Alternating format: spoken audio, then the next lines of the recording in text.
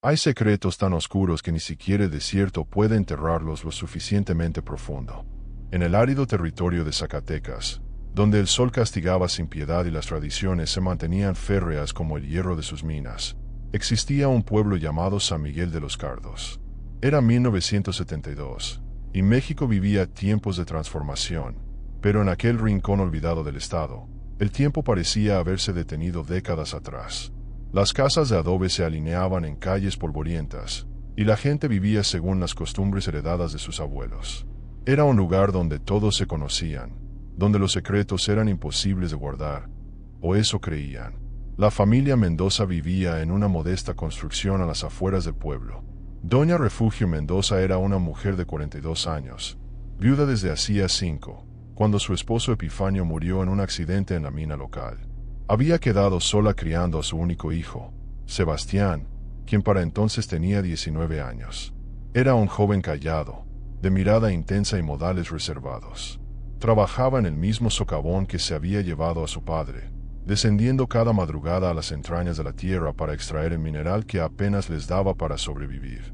Doña Refugio era conocida en el pueblo por su devoción religiosa y su entereza. Después de enviudar, se había dedicado en cuerpo y alma a sacar adelante a su hijo, cosiendo ropa ajena y vendiendo tamales los domingos frente a la iglesia. Su rostro, marcado por el sol y las preocupaciones, aún conservaba rastros de la belleza que había tenido en su juventud. Los vecinos la respetaban, y nadie hubiera imaginado que aquella mujer piadosa guardaría el secreto más perturbador que el pueblo hubiera conocido. La relación entre madre e hijo había sido siempre estrecha, quizás demasiado. Tras la muerte de Epifanio, Sebastián había asumido el papel de hombre de la casa con apenas 14 años. Se había convertido en el protector de su madre, su confidente, su único sostén emocional. Comían juntos, rezaban juntos, y en las noches frías del desierto, cuando el viento aullaba entre los matorrales, conversaban durante horas sobre sus miedos y esperanzas. Era una dependencia mutua que, con el paso del tiempo, había ido transformándose en algo que ninguno de los dos se atrevía a nombrar. El cambio comenzó de manera imperceptible, como una grieta que aparece en un muro antes del derrumbe. Sebastián empezó a mostrar celos cuando algún hombre del pueblo se acercaba a Doña Refugio, aunque fuera solo para comprarle tamales. Sus miradas se volvieron más intensas, sus silencios más cargados de significado. Por su parte, Doña Refugio comenzó a depender emocionalmente de su hijo de una forma que iba más allá del amor maternal. Lo esperaba cada tarde con ansiedad, se arreglaba antes de que él regresara del trabajo, y sentía un vacío inexplicable cuando Sebastián salía con otros jóvenes del pueblo. En las tardes de ese fatídico año de 1972, cuando el calor era insoportable y el pueblo parecía un espejismo entre la bruma del desierto, algo cambió definitivamente entre ellos. Nadie sabe con exactitud cuándo ocurrió por primera vez, pero los vecinos más observadores comenzaron a notar algo extraño en la dinámica de los Mendoza. Las cortinas de su casa permanecían cerradas a horas inusuales. Los saludos de Doña Refugio se volvieron esquivos, su mirada siempre baja. Sebastián, por su parte, dejó de frecuentar a sus amigos y se encerró aún más en aquella casa de adobe que empezaba a parecerse a una prisión. Don Fermín, el tendero del pueblo, fue uno de los primeros en sospechar que algo andaba mal. Refugio había dejado de comprar lo necesario para hacer sus tamales, y cuando le preguntó si todo estaba bien, ella simplemente murmuró una excusa y salió de la tienda con prisa. La señora Casilda, la partera del pueblo, también notó el cambio. Refugio había dejado de asistir a misa, algo impensable en una mujer tan devota.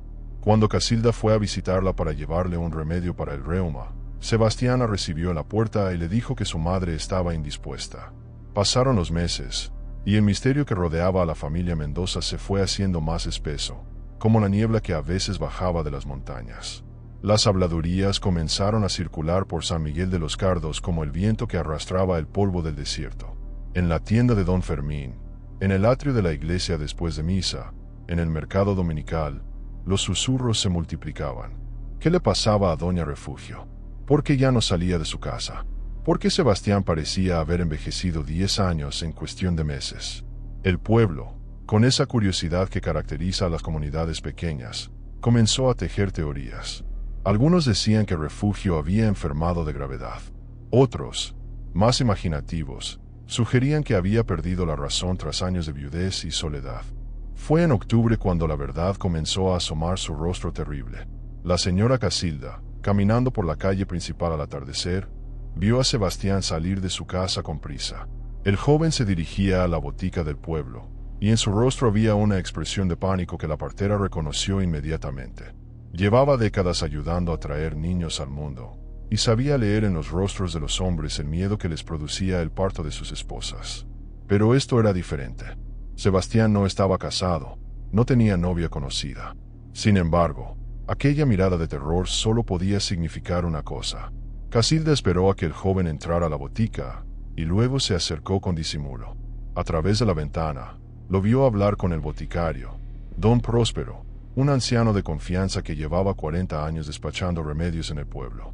Sebastián gesticulaba nerviosamente, y aunque Casilda no podía escuchar la conversación, vio como el boticario fruncía el ceño, desconcertado.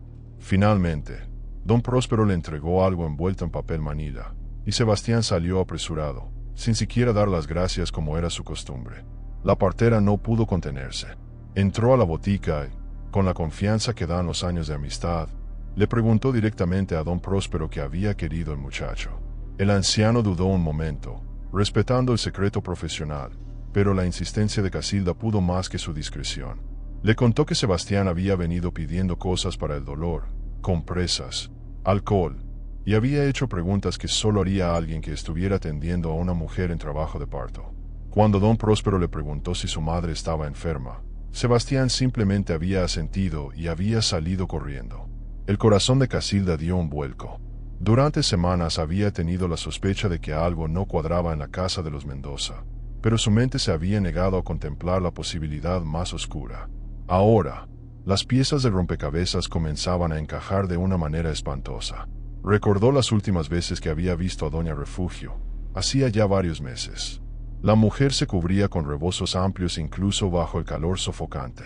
Evitaba las conversaciones y parecía querer volverse invisible. En aquel momento, Casilda había atribuido estos cambios a alguna pena o enfermedad, pero ahora una explicación mucho más terrible se imponía en su mente. Sin pensarlo dos veces, la partera se dirigió hacia la casa de los Mendoza. El sol se estaba poniendo, tiñendo el cielo de naranja y púrpura, colores que parecían presagiar una tragedia. Al acercarse a la vivienda de adobe, Casilda notó que todas las ventanas estaban cerradas y las cortinas corridas. Un silencio antinatural envolvía el lugar. Tocó la puerta con firmeza, 1, 2, 3 veces. Nadie respondió, pero ella podía escuchar movimientos en el interior, pasos apresurados, el sonido de algo cayendo al suelo. Después de varios minutos de insistencia, Sebastián abrió la puerta apenas una rendija. Su rostro estaba pálido, cubierto de sudor. Detrás de él, en la penumbra de la casa, Casilda alcanzó a escuchar un gemido ahogado. Era un sonido que ella conocía bien, el lamento inconfundible de una mujer en trabajo de parto. La partera empujó la puerta con más fuerza de la que su edad aparentaba permitirle, y Sebastián, tomado por sorpresa, retrocedió. Lo que Casilda vio en el interior de aquella casa quedaría grabado en su memoria hasta el último día de su vida. En la habitación principal, sobre la cama donde alguna vez habían dormido Refugio y su difunto esposo, yacía doña Refugio. Estaba empapada en sudor, con el rostro contorsionado por el dolor. Su vientre, enorme e inconfundible, se contraía visiblemente. La mujer miraba a la partera con ojos llenos de vergüenza y desesperación, como un animal acorralado que sabe que no tiene escapatoria. Las sábanas estaban manchadas, y el olor en la habitación era sofocante. Una mezcla de miedo, sudor y algo más oscuro que Casilda no podía definir. La partera se quedó paralizada por un momento que pareció eterno. Su mente intentaba procesar lo que veía, rechazando las conclusiones obvias, buscando alguna explicación alternativa que no existía. Refugio tenía 42 años. Era viuda desde hacía 5, y durante todo ese tiempo no había tenido contacto conocido con ningún hombre del pueblo. Vivía sola con su hijo. La verdad se imponía como un puñal en el pecho de Casilda, robándole el aire. Sebastián cerró la puerta detrás de ella y se dejó caer contra la pared, con las manos cubriéndose el rostro. Sus hombros temblaban. No era llanto lo que los sacudía, sino algo más profundo, una mezcla de vergüenza, culpa y terror que lo estaba consumiendo desde dentro. Casilda, superando el shock inicial, dejó que su instinto profesional tomara el control. Se acercó a la cama, apartando sus propios juicios y el horror que sentía, porque ante todo era partera, y había dedicado su vida a traer niños al mundo sin importar las circunstancias. Revisó a Refugio con manos expertas, y lo que descubrió la llenó de una preocupación aún mayor. El parto estaba avanzado, pero había complicaciones. La mujer llevaba horas en trabajo de parto, quizás desde la madrugada, y estaba exhausta. A su edad, después de casi 20 años desde su último parto, el riesgo era enorme. Casilda se volvió hacia Sebastián con una mirada que podría haber derretido el acero. El joven seguía recargado contra la pared, incapaz de mirarla a los ojos. La partera sabía que debía reportar esto, que debía salir corriendo de aquella casa y alertar a las autoridades, al sacerdote, a alguien. Pero la vida que palpitaba en el vientre de Refugio no tenía culpa de nada, y si ella se marchaba, tanto la madre como el bebé morirían. Tomó una decisión que la atormentaría durante años. Primero salvaría las vidas que pudiera, después vendría el juicio. Con voz cortante, ordenó a Sebastián que hirviera agua, que trajera más sábanas limpias, que encendiera todas las lámparas de la casa. El joven obedeció como un autómata, agradecido de tener algo que hacer, cualquier cosa que lo alejara de la mirada de la partera y los gemidos de su madre. Casilda trabajó durante horas, luchando contra el tiempo y las complicaciones.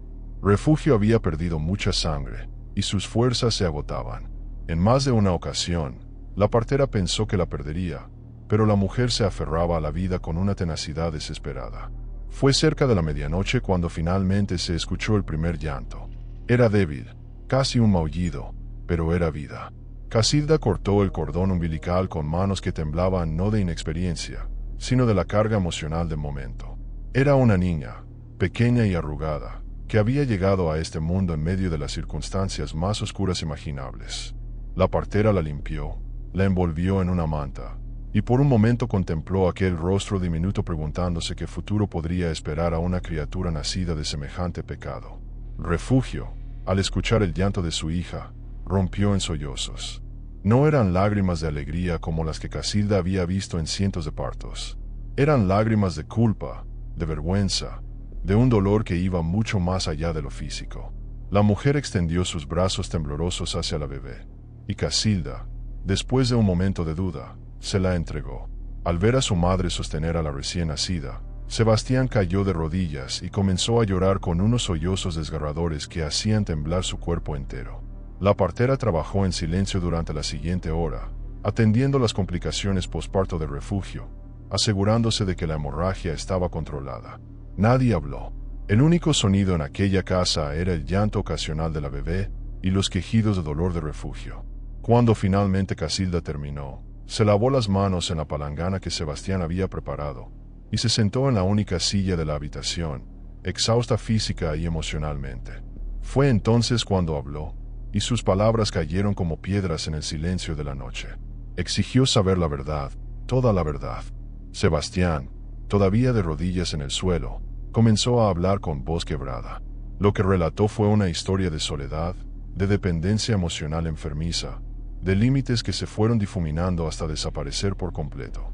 No ofreció excusas, porque sabía que no las había. Simplemente describió cómo la cercanía natural entre madre e hijo, intensificada por la viudez y el aislamiento, se había transformado en algo monstruoso. Refugio, desde la cama, añadía detalles entre sollozos. Hablaba de la soledad que la había consumido tras la muerte de Epifanio, de cómo se había aferrado a Sebastián como a una tabla de salvación en medio del naufragio de su vida. Describía las noches en que el frío del desierto se colaba por las rendijas de la casa, y cómo la presencia de su hijo era lo único que la hacía sentir menos sola. Ninguno de los dos podía explicar exactamente cuándo o cómo había ocurrido la primera vez, como si sus mentes hubieran bloqueado ese recuerdo para protegerse de su propia monstruosidad. Casilda escuchaba con el rostro pétreo, sin interrumpir. Había visto mucho en sus años como partera en un pueblo donde la pobreza y la ignorancia a menudo conducían a situaciones terribles, pero nunca nada como esto. Cuando ambos terminaron de hablar, agotados por la confesión, la partera se puso de pie. Les dijo que lo que habían hecho era imperdonable, que había roto no solo las leyes de Dios y de los hombres, sino algo mucho más fundamental en el orden natural de las cosas. Sin embargo, también les dijo algo que los sorprendió. No iría inmediatamente con las autoridades. La bebé necesitaba cuidados, y Refugio tardaría días en recuperarse lo suficiente como para ser movida. Pero les advirtió que esto no quedaría en secreto, que no podía quedarse en secreto. El pueblo era pequeño, y ya había demasiadas sospechas. Pronto, todos sabrían la verdad. Durante los siguientes 3 días, Casilda visitó la casa de los Mendoza cada mañana y cada tarde.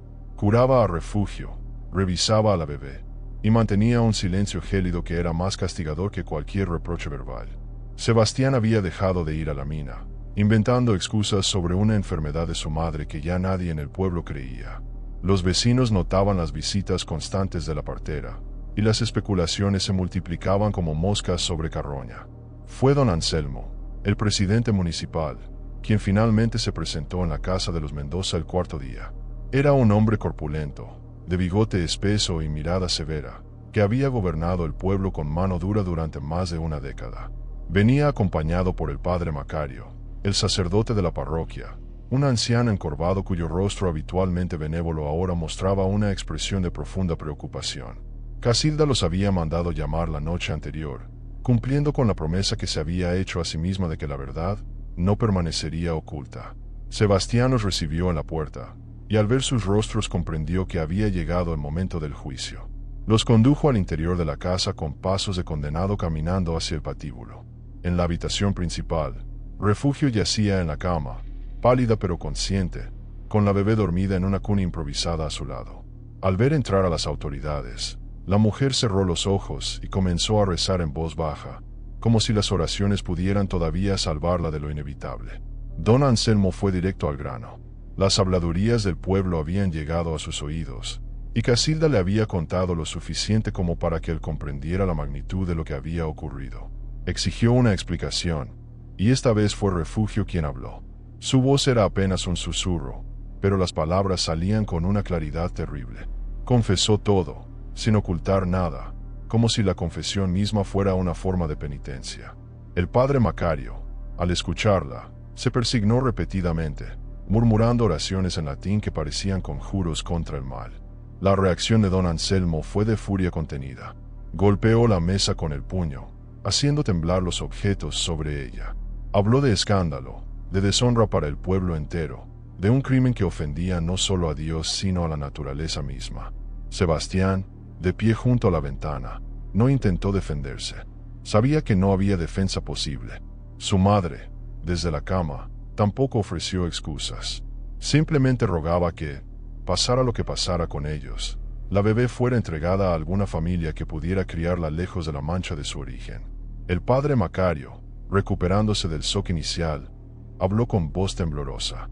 Como hombre de fe, debía creer en el perdón y la redención, pero también reconocía que algunos pecados eran de tal magnitud que sobrepasaban su capacidad de comprensión. Habló de excomunión, de penitencia, de la necesidad de que ambos se arrepintieran verdaderamente ante Dios.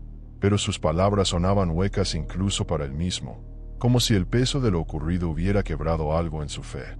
Don Anselmo anunció que debía notificar a las autoridades estatales.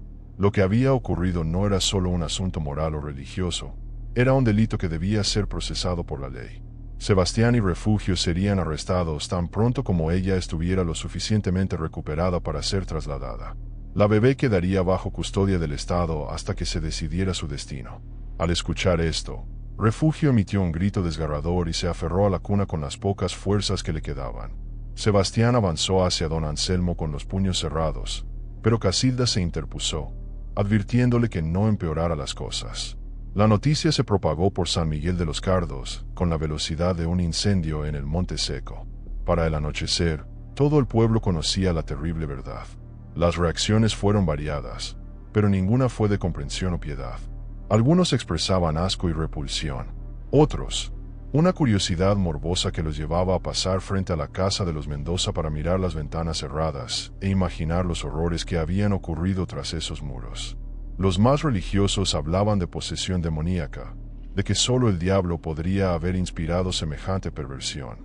Hubo quienes sugirieron soluciones drásticas.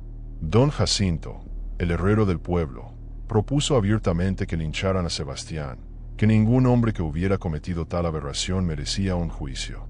Otros, menos violentos pero igualmente vengativos, hablaban de quemar la casa de los Mendoza para purificar la tierra donde había ocurrido el pecado. El padre Macario tuvo que intervenir varias veces para calmar los ánimos, recordándoles que la venganza le correspondía a Dios y a la justicia terrenal, no a una turba enfurecida.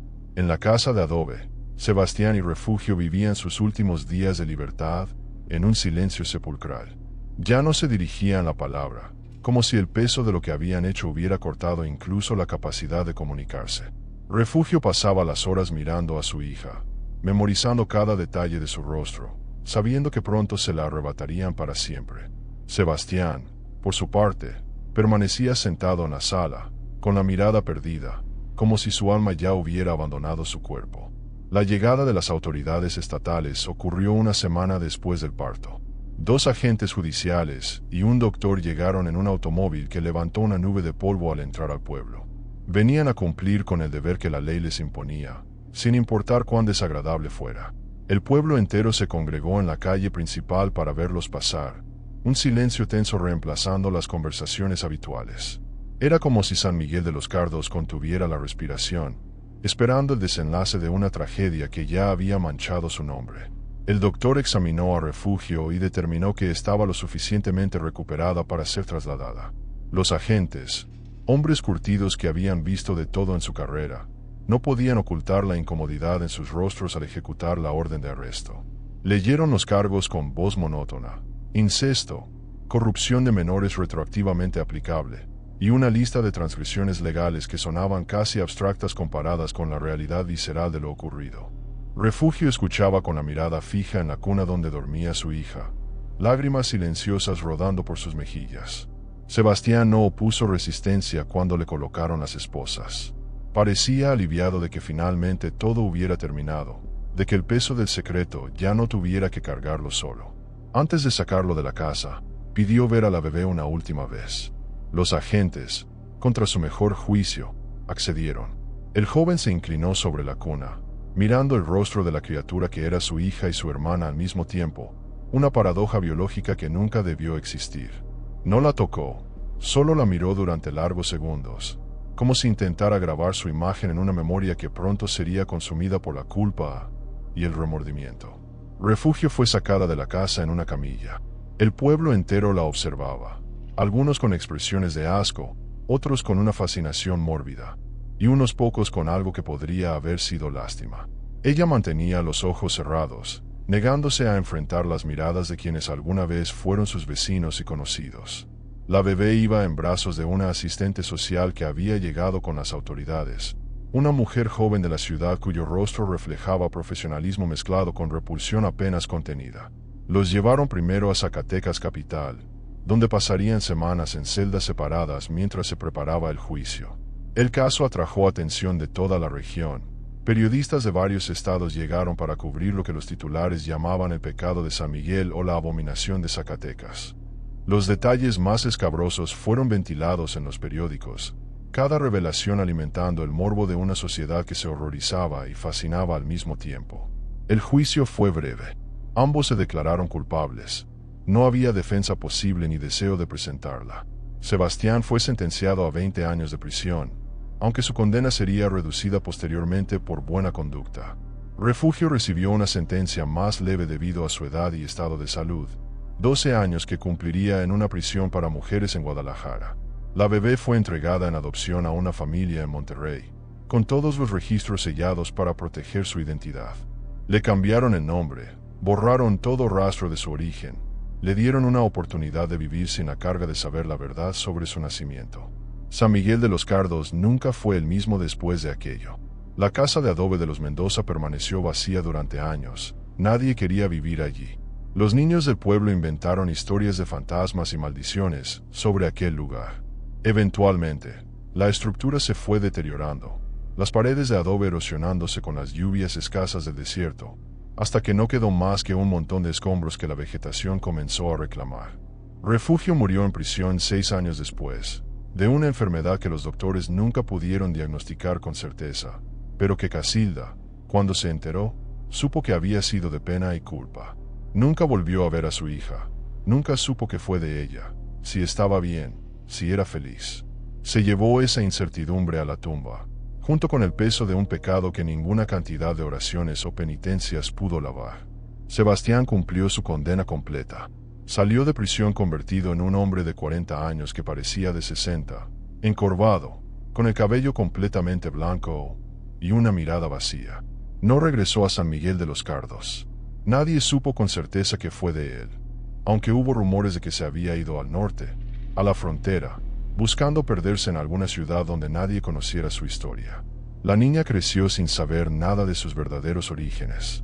Sus padres adoptivos fueron buenos con ella. Le dieron una vida normal, educación, oportunidades. Se convirtió en una mujer saludable, se casó, tuvo hijos propios. La genética, por fortuna o milagro, no le pasó factura. Sus hijos nacieron sanos, sin las complicaciones que a menudo resultan de la endogamia extrema.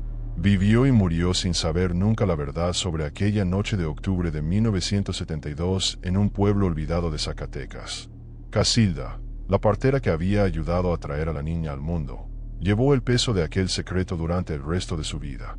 En las noches, cuando el insomnio la visitaba, recordaba aquella casa, los gemidos de refugio, el llanto de la bebé, la mirada destrozada de Sebastián. Se preguntaba si había hecho lo correcto al ayudarlos, al salvar dos vidas que quizás no merecían ser salvadas. Nunca encontró una respuesta satisfactoria. Murió a los 87 años, llevándose consigo detalles que nunca compartió con nadie, aspectos de aquella noche que eran demasiado oscuros incluso para ser confesados. El pueblo de San Miguel de los Cardos sigue existiendo, más pequeño ahora, con menos habitantes cada año. Los viejos que recuerdan lo ocurrido ya casi no quedan, y los jóvenes solo conocen la historia como una leyenda oscura, algo que quizás ocurrió, quizás fue exagerado con el tiempo. Pero en las noches, cuando el viento del desierto sopla entre las ruinas de la casa de los Mendoza, los más supersticiosos aseguran que todavía se puede escuchar el llanto de una bebé que nunca debió nacer. Esta historia, terrible y real, nos recuerda que los secretos más oscuros de la humanidad no siempre ocurren en las grandes ciudades o entre extraños. A veces, los horrores más profundos se gestan en el seno de una familia, en la intimidad de una casa de adobe, en un pueblo donde todos se conocen pero nadie realmente ve lo que ocurre tras las puertas cerradas. El desierto de Zacatecas guarda muchos secretos enterrados en su arena, pero pocos tan perturbadores como el de aquella familia que cruzó la línea más sagrada que existe. Y así concluye esta historia que nos recuerda que la realidad puede ser más oscura que cualquier ficción. Si este relato te ha hecho reflexionar sobre los misterios ocultos en los rincones más inesperados de nuestro país, te invito a que explores más casos como este. Cada historia que compartimos es un fragmento de esa historia no oficial que se cuenta en susurros, esa que los libros prefieren olvidar pero que la memoria popular mantiene viva. Acomódate, prepárate, porque hay muchas más historias esperando ser contadas desde las sombras de México.